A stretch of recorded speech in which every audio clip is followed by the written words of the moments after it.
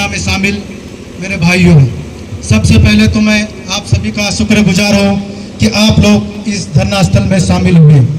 मुझे जो उम्मीद था कि इसमें बहुत ज़्यादा भीड़ होगी, लेकिन वैसा भीड़ ज़रूर उसमें कमी आया है, लेकिन कोई बात नहीं, इस साल का ये पहला है।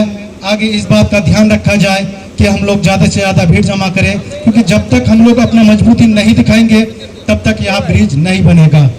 दोस्तों, बहुत सारे लोगों ने हर तरह के लगभग बात रख दिया है, लेकिन मैं फिर भी छोटे तौर पर उन बातों को दोहराना चाहूँगा कि हमें रेलवे ब्रिज यानी ओवर ब्रिज जो है उसकी ज़रूरत क्यों है। हमें पता है कि हमें जब उस पार हमारा इस्लामपुर का ब्लॉक है, हॉस्पिटल है, बच्चों का स्कूल है, बाकी सारे कामकाज उस पार है, खास करके हॉस्पिटल से रिलेटेड जो भी काम है, तो जब यहाँ गेट बंद रहता है, यहाँ जो पेशेंट नॉर्मल कंडीशन में रहता है, गेट बंद होने की वजह से वो सीरियस कंडीशन में आ जाते हैं। और जो पेशेंट यहाँ सीरियस कंडीशन में होते हैं, गेट के बंद होने की वजह से बहुत लोग मर जाते हैं। तो ये इसके वजह से शुरू से ही हम लोग बहुत लोगों को खो चुके हैं, और हर तरह का जो मुसीबत होता है टाइम के कमी की वजह से उसके लिए हमें झेलना पड़ता है। यहाँ कुछ लोग ये बात करते हैं कि यहाँ स्टेशन पास में है इसलिए यहाँ ओवर ब्रिज नहीं बन सकता है, लेकिन ऐसा कोई बात नहीं है। मैं मुर्शिदाबाद, जो वेस्ट बंगाल का एक जिला है मुर्शिदाबाद, वहाँ 5 साल रहा हूँ। वहाँ एक स्टेशन है जंगीपुर स्टेशन, और वहाँ का बहुत कम दूरी पे, जितना यहाँ का दूरी है उतना ही दूरी पे वहाँ भी एक ओवर ब्रिज बना है, क्योंकि लोग ने वहाँ डिमांड किया था, बहुत जोरदार प्रोटेस्ट हुआ था, मास प्रोटेस्ट हुआ था, उसके वजह से वहाँ का जो प्रशासन था उसको वहाँ ओवर ब्रिज बनाना पड़ा।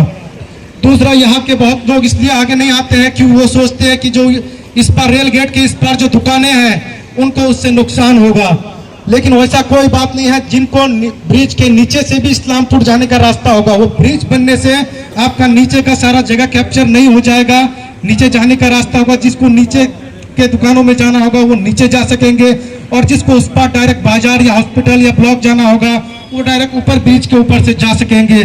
तो उन लोगों से भी मैं गुजारिश करता हूं कि आप लोग बेवजह परेशान ना हो, डरने की जरूरत नहीं है, सबका इसमें फायदा ही होगा।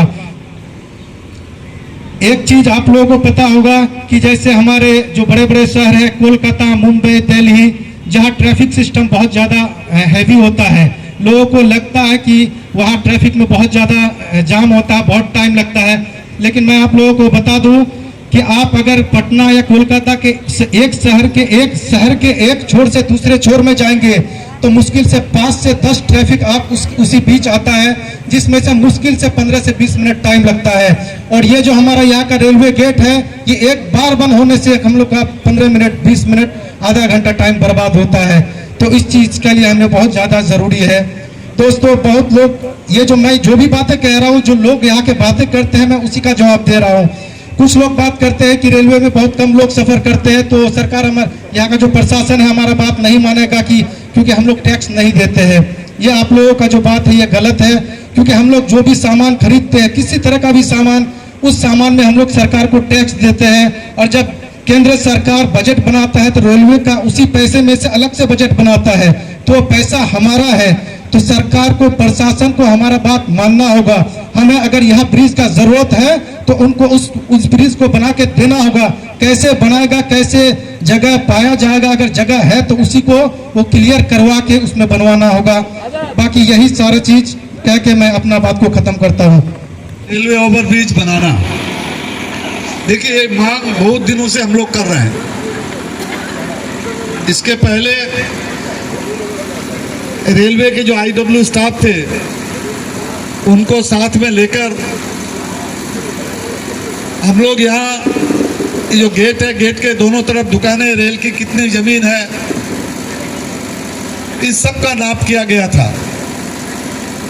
और जो लोग रेलवे के IW के जो अथॉरिटीज आए थे उनका कहना था कि यहाँ रेल के पास यहाँ जमीन है, इस जमीन पर ही रेलवे ओवरब्रिज हो जाएगा। पोद्दार के बाद से यहाँ रेल की बहुत जमीनें हैं और उस पार तक रेलवे की ही जमीन है। इंक्वायरी हुआ, आज बात उठ रही है पौरसभा तो खुद ही डिमांड किया था जो यहाँ पर रेलवे ओवरब्रिज बनाया जाए। और आज आप ये जो एक कमेटी हुई है, फ्लाईओवर डिमांड कमेटी, इसको, ये आंदोलन को चलाते जाना होगा।